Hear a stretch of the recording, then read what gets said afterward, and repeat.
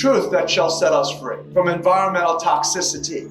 The cats have taught me something else, because I could pour this Mountain Valley water and I could pour it in a dish, and I leave that dish flat and leave it there for 2 days. They will not touch that water. But I've flushed the toilet. I flushed the toilet and the water's swirling. They'll choose that water that's been circulating and cycling, or alive. They prefer it out of the faucet, but they'll take the toilet. But the alive, it's like living water. It's like they can sense that there's something different about the water as it's alive, as it's moving, and there's something happening there. In order to be able to take care of their family and teach them properly. There's a particular song, a scale in the genomes for each and every one of us. Now, when that song is played, when your particular prime resonant frequency is played, guess what happens? Your DNA celebrates and tightens. Everything else gets pushed out. The entire universe is spinning, just like your DNA, your genetics. And it's spinning as the mathematics is dictating. The most important numbers, 3, 6s, and 9s. Again, Tesla,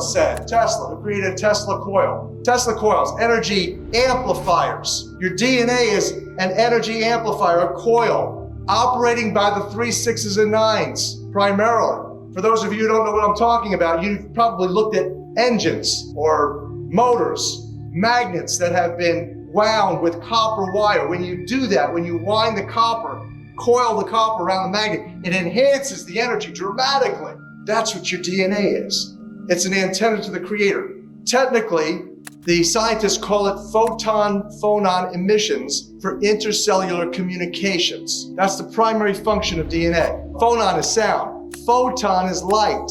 So sound and light signaling. And before there was light, there was the water and the sound. So sound and light signals come into the cells, and DNA is in a matrix of water. And so the concept that you could take the worst impure water and with faith and trust and loving heartfelt intent, dramatically change it, purify it. We all know, those of us who have any sense of reasonableness and faith, that prayer works. How does it work? Because there's a loving, heartfelt intent to do good.